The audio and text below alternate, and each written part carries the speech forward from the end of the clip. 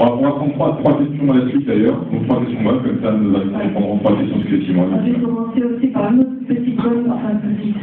autre bonne nouvelle intéressante. J'ai vu ce matin sur Internet dans Le Monde que les options en ligne sont consultables par tout citoyen à partir d'aujourd'hui. Et moi, ce matin, je me suis amusée à aller sur Luxembourg et waouh, le résultat est intéressant. Ma question, et en même temps, je suis très embarrassée de la poser, mais en même temps, c'est une sorte de désobéissance civique. Moi, j'ai réfléchi depuis plusieurs années et je vais oser la prononcer à haute voix.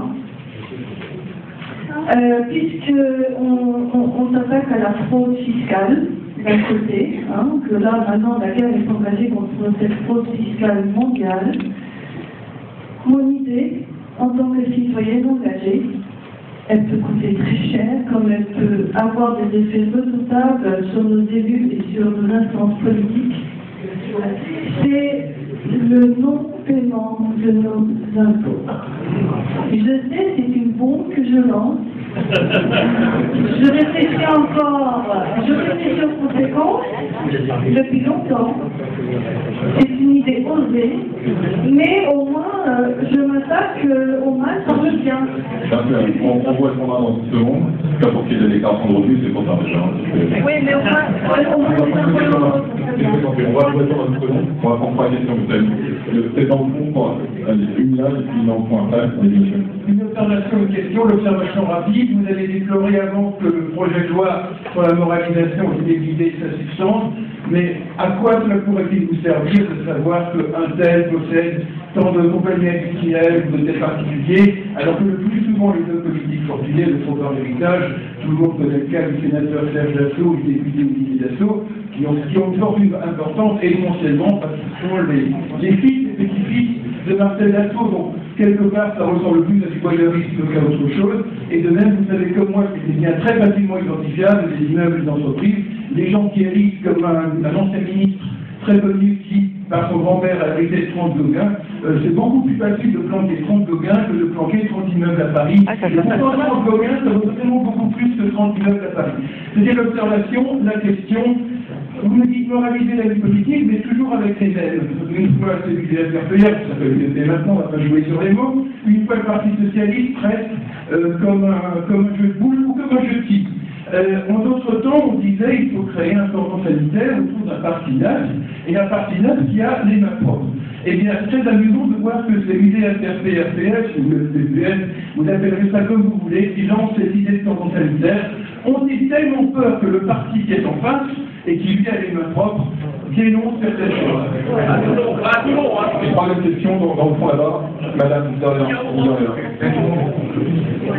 Bonjour, je suis avocat, moi je suis présidente des femmes d'Alsace et nous encourageons les femmes à entrer dans les instances électives.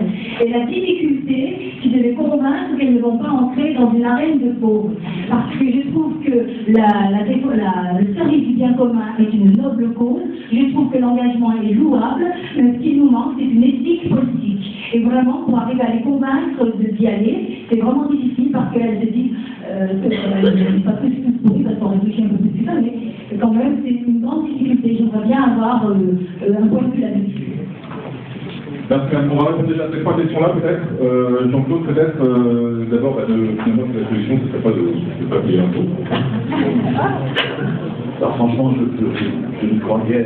Et je crois me souvenir, mais j'ai eu envie de vous répondre, mais comme je n'ai pas vérifié, je crois me souvenir que ce bonheur a été de temps en temps lancé par l'extrême droite. Ah bon? Ah non, non, je ne suis pas très bon là. Ah non, non, non. Je ne suis pas non, c'est certainement, je veux dire, c'est certainement de tenir informé le citoyen. C'est déjà une façon d'être informé, c'est-à-dire de ne pas renoncer.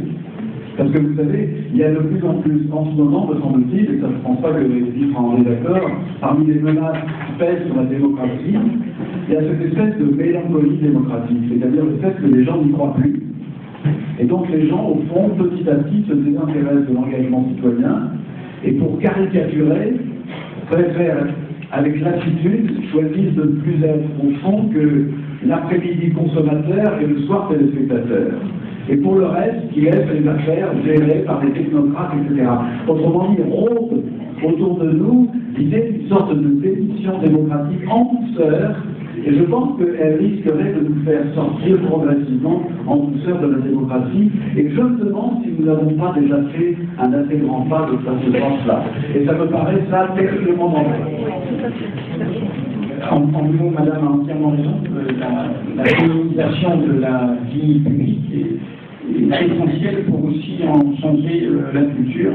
Ça vaut dans les entreprises, et ça vaut dans les directions des entreprises, et ça vaut évidemment dans le Parlement, ça vaut même dans le journalisme. Je crois que c'est pour le moins essentiel. Je parle.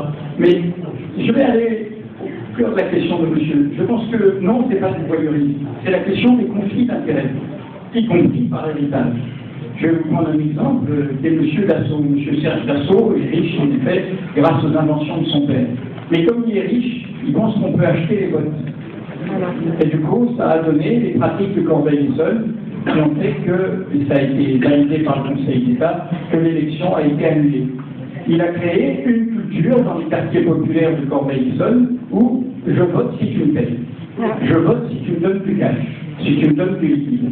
C'est évidemment une conception de la démocratie qui est très lointaine de celle que nous devons défendre. Donc cette notion des conflits d'intérêts est essentielle. Vous pouvez, par famille, vous trouver liés, avoir des liens.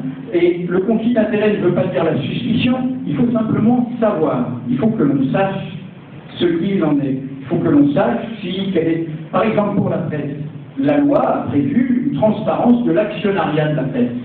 C'est pour ça qu'il y a un journal, l'Opinion, dont vous devez vous méfier quand on vous dit qu'il a un actionnaire, mais il y a beaucoup de publicité d'un groupe de presse, d'un groupe de luxe qui s'appelle Bernard Arnault. Il y a un soutien de tout l'état-major de ce groupe. Or, ce groupe est déjà propriétaire d'un quotidien, Les Échos.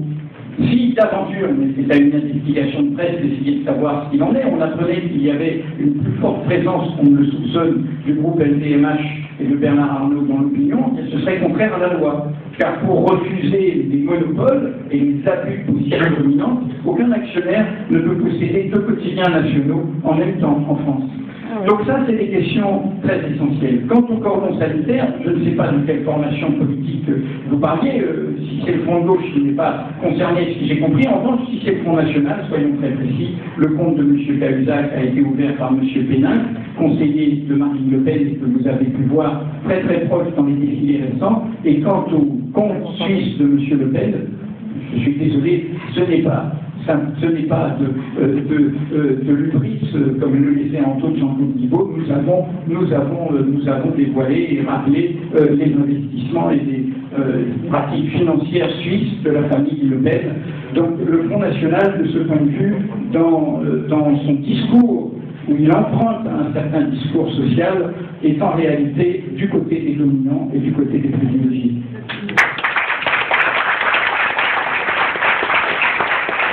Merci. On va reprendre à nouveau trois petites dernières questions courtes parce que le temps passe, on va reprendre une salle.